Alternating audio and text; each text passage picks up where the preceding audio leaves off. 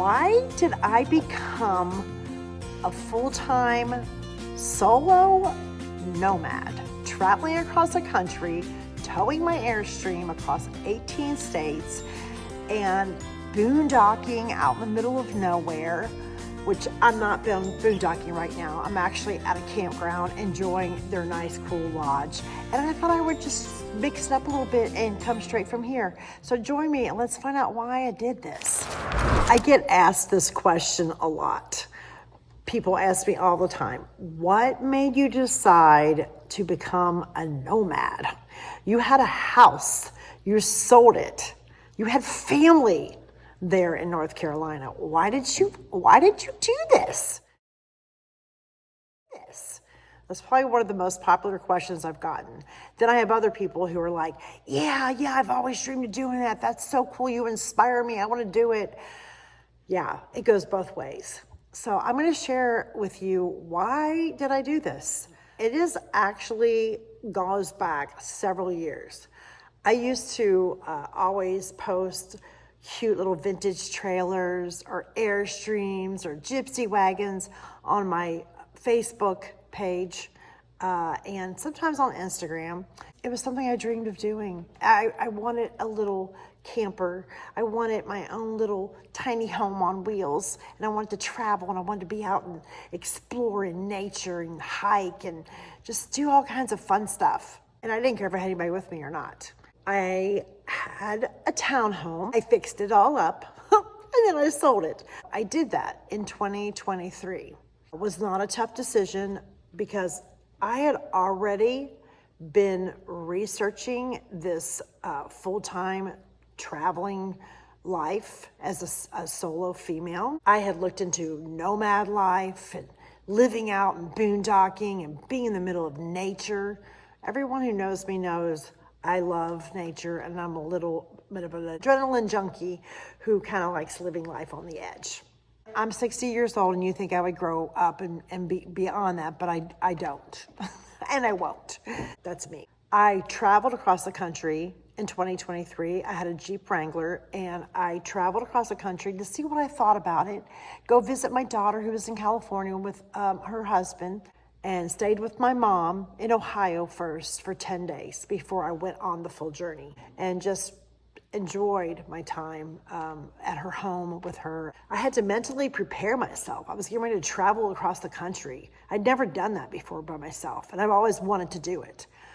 And I just needed that time of rest with her at her home. Little did I know that in May 2023, that would be the last time I would spend time with her in her presence, where she's fully aware that I'm there. And so I'm so thankful I took that 10 days and spent it with her. And I'm so glad I did that. I went across the country, slept in the back of my Jeep Wrangler, and I really, really love this. I was in some really remote areas, boondocking, camping at parks that are very remote, off season, and had some storms. I saw lots of wildlife and never felt scared. I loved it. I absolutely loved the thrill of it. Now, mind you, okay, I had a really good mattress. It was a Jeep mattress. It fit the back of my Jeep, but you had to put the front seats, all the way up and put the middle seat down. And so I had to do this every time I went to stay somewhere. And then I had tubs, and those had to come out because the mattress was pretty thick, but it was fun. I had storms, it was cold, but I still loved it. And I hit a lot of the national parks. I went to wineries, I went to state parks, I visited old towns and toured historical buildings, and visited a friend, stayed with her and her husband in Colorado. Then I headed on out west. It was easy. It was in a Jeep Wrangler. I wasn't towing anything. And yeah, all across the country, I stayed in my Jeep. I stayed in some cabins every now and then. Every now and then I stayed in a hotel. And then I got to California, Lake Tahoe, and lost it. I felt so empowered and felt so strong as a woman that I had done that. that I had taken about a month to go across the country and travel like that and boondock and camp in the back of my Jeep. Unlike I'd ever felt before. I worked, as an entrepreneur and worked out of my home a lot. But this was something I decided to do all on my own. And so I got to California, got to the San Francisco where my daughter used to live. And it was just such a sense of accomplishment. Came back from that trip and stayed with a friend for a few months. Decided I needed to be alone. I rented a little beach bungalow on the beach. I always wanted to live on the beach. And I'm like, this will be, a cool place to stay for a little bit of time. And so I did that in November of 2023. It was awesome. I was like 50 feet away from the beach access. It was great. I was on the island. I was there by myself. Little did I know that in December 2023, almost a month later, my mom would suddenly pass. I was devastated because I was very, very close to my mom. I had a plan. I was going to get that RV and I was going to go.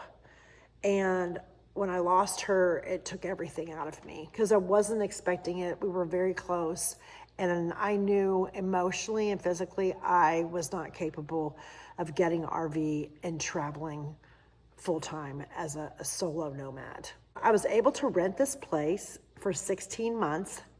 And this was a very special time of healing for me. I had her dog. I adopted her dog after she passed. I had her dog for a few months.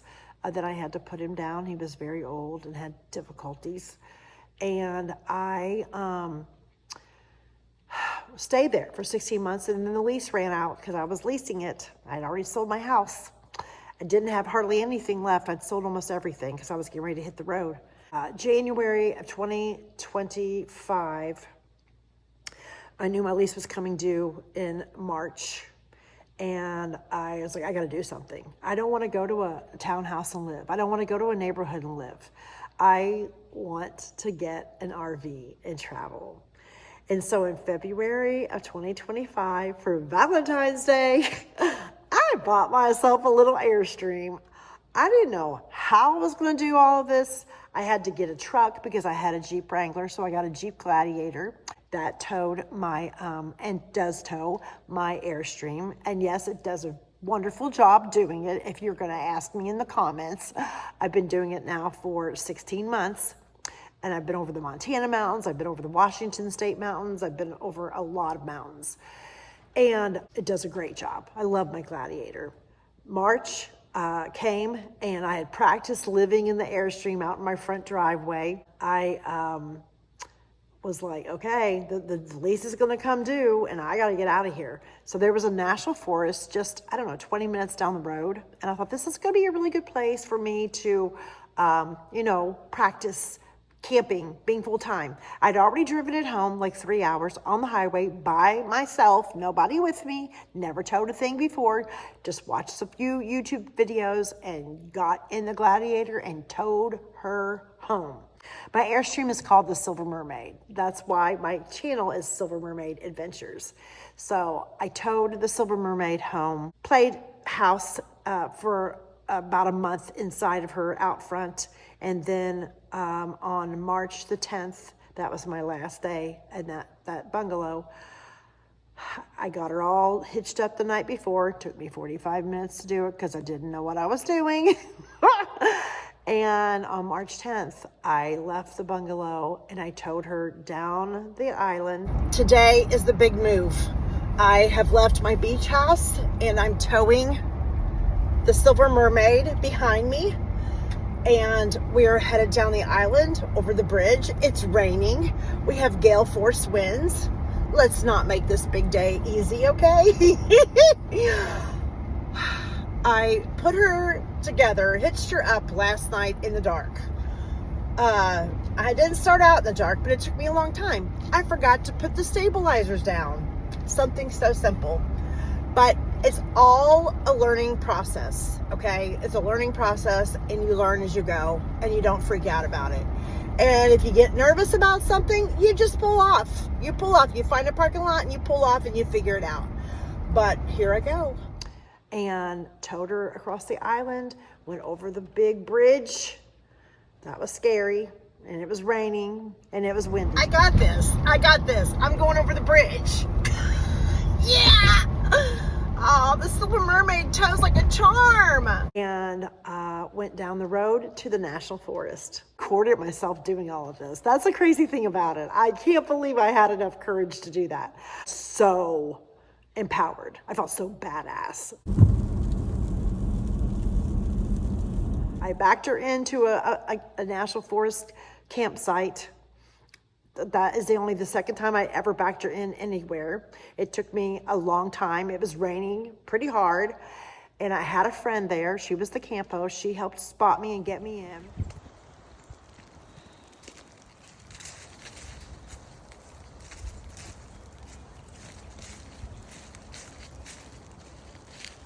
And that night there was a storm. A really bad storm, and I had pine trees all around me, so I was a little nervous about the trees, but the storm, it was just like I was in my little haven, and I felt so safe there as my first night of being a full-time nomad. And I knew I had made the right decision. A lot of people ask, like, how do you afford to do that? I'm an entrepreneur. I'm a wellness coach. I am a life mentor to women. That is a door that has completely opened up because so many women ask me so many questions every single day. And so I started mentoring women, and I have a Silver Mermaid Hangout Zoom call on Tuesday nights for women if they're interested. I keep it small for like up to 10 women. Use my experience as a 60-year-old woman, a full-time female solo traveler who has traveled from the East Coast to the West Coast, down into the desert, who's boondocked, who's hitched up and unhitched, who has got her solar panels and her power station and her Starlink and does all of it by herself. I have a huge passion for helping women with the next chapter of their life because I've been there. I've had to make a lot of changes in life, and this was a huge next chapter for me to do this. But if I can do it, anybody can do it. So that's kind of what happened. I had that time of healing on the island, and then I made the move to get the Airstream, to get a truck and get rid of the Wrangler. And I didn't have it all mapped out. I didn't know where I was going to go. I just knew I was going to go out west. And I hung out in North Carolina on the East Coast. I hugged the coast because it was flat.